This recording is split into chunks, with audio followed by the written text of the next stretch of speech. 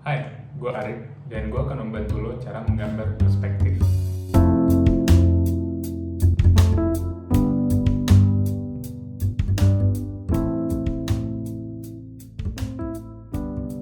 Gambar perspektif itu bagus untuk menggambarkan suasana sebuah ruangan dari interior maupun eksterior.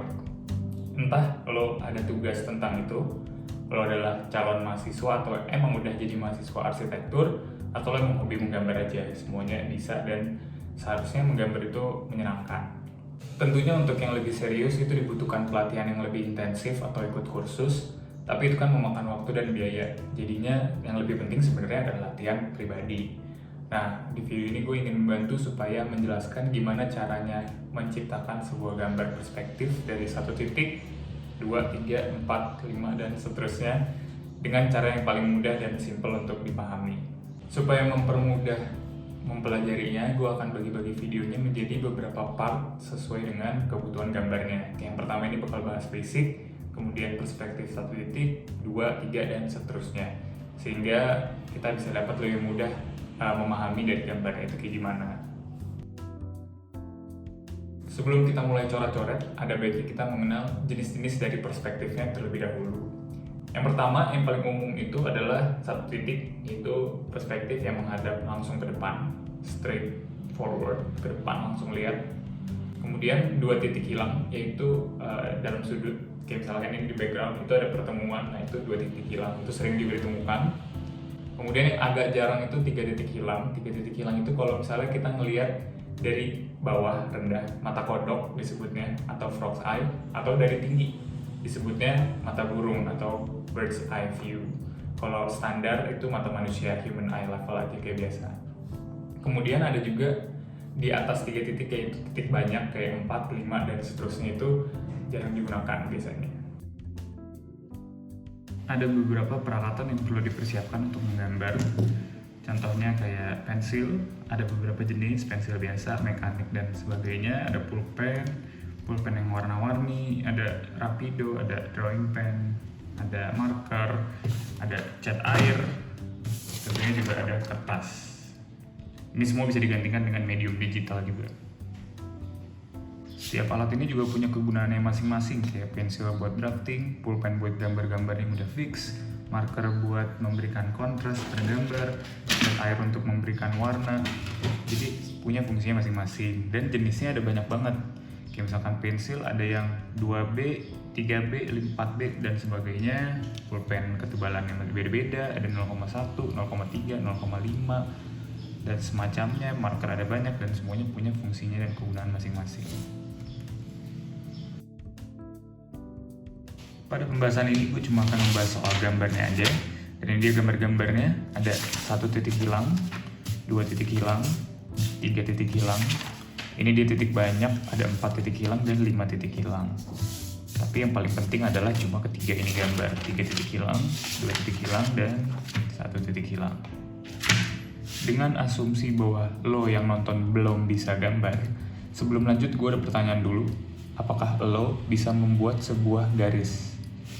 Kalau jawabannya iya, berarti lo bisa membuat sebuah gambar. Jadi semua orang bisa gambar, karena pada dasarnya gambar itu adalah kumpulan dari garis-garis.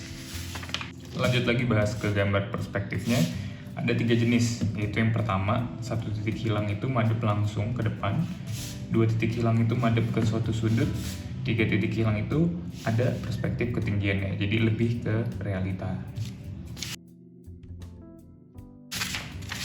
Untuk memahaminya, sebenarnya ada 2 istilah penting aja yang harus diingat, yaitu titik hilang dan horizon, garis horizon. Nah, garis horizon itu pada simpelnya, supaya mudah dimengerti, itu mata di mana kita melihat. Kayak misalkan kita ngeliatnya mata manusia, ya udah mata manusia itu sejajar semua, nggak ada yang berbeda. Tapi karena ada titik hilang, objek yang makin jauh itu lama-lama makin menghilang ke titik ini, makin mengecil gitu. Kayak ini contohnya 2 titik hilang, karena ada 2 titik dia madep ke suatu sudut.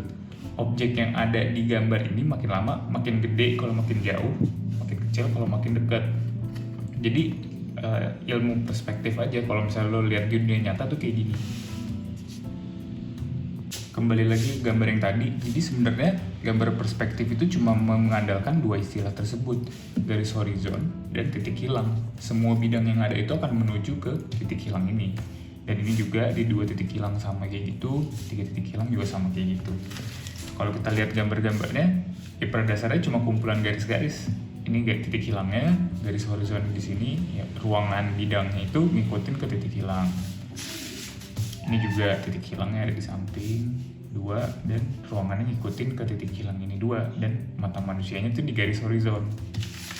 Kecuali perbedaannya ini titik hilang garis horizonnya beda, ada di atas dan akan dibahas lebih lengkap lagi ntar. Tentunya keseluruhan video ini gak bakal ngebahas secara mendetail banget karena terlalu banyak. Lo bisa belajar sendiri, ada banyak banget buku, salah satunya ini yang ngebahas soal gambar doang. Jangan kaget karena buku ini nyampe 600 halaman lebih cuma ngebahas soal gambar-gambar doang. Jadi ada banyak banget aspek yang bisa dipelajari soal gambar dan nggak mungkin cukup kalau misalkan dibahas satu persatu. Jadi silakan meluangkan waktu untuk latihan dan gambar sendiri. Gue akan cuma membahas hal-hal yang penting dan rangkuman-rangkuman yang pentingnya aja. Jadi itu dia introduksi mengenai gambar perspektif. Kalau lo tertarik ingin belajar salah satu dari ketiga perspektif ini, lanjutin aja video ke depannya. Dan ingat satu mindset ketika lo mau menggambar, jangan bilang lo nggak bisa gambar dulu karena lo belum coba dan lo belum latihan. Gak mungkin orang bisa gambar bagus dalam satu malam doang. Dan ingat bahwa sketsa itu nggak harus bagus, nggak ada yang menyuruh lo harus bagus. Yang penting gambarnya informatif dan menjelaskan apa yang lo ingin sampaikan.